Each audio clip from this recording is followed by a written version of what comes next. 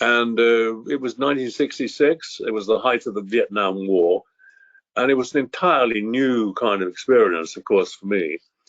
And it was extremely sad because I discovered, when I got there, that although I'd seen on television these pictures of these gung-ho Marines jumping out of helicopters with the rotor blades fanning the grass and everything, gung-ho, John Wayne-ish, the actual, the reality of it was extremely sad. Most of the guys there, as we know, in their 19, 20, 21-year-old area, they're sort of taken out of their studies in America and flown to the other side of the world and asked to fight the Vietnamese, who they euphemistically called the gooks.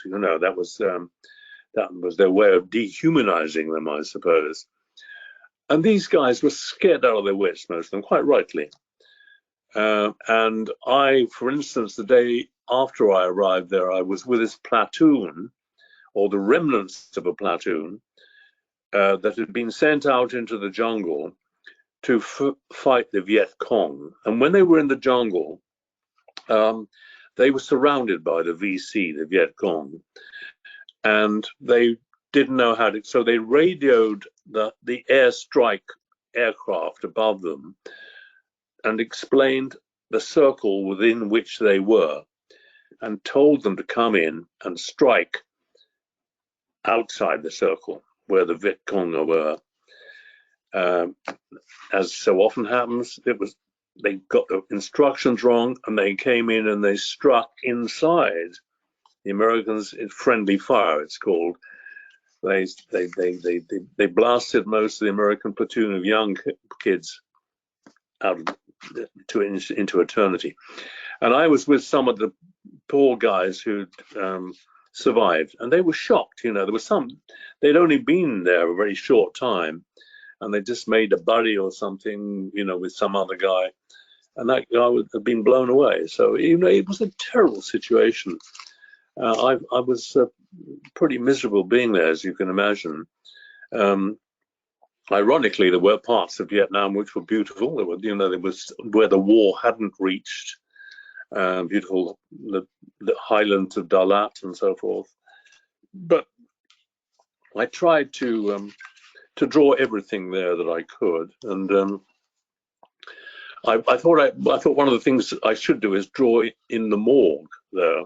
They had a morgue, and I went there to this place, which was kind of like tin sheds, and the sergeant who took me there, he said to me, "You sure you want to do this?"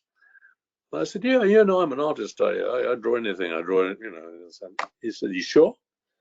I said, yeah, of course. So he took me then into this shed, and I was so shocked at that point. I remember I started clutching my armpits and sweating like hell because there were the remains of bodies in there. They didn't fall over as I'd always imagined they would, like they did in John Wayne movies.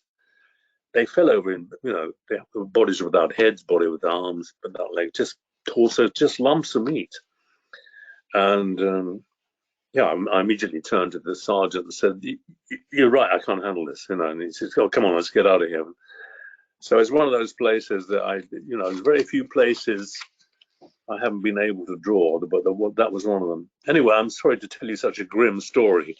They're not all like that, but war is pretty horrible. And although we all watch it on TV, we watch it with our TV dinners. We kind of have a different mentality. We're watching, eating TV dinner, and we're watching bloody massacres and so forth.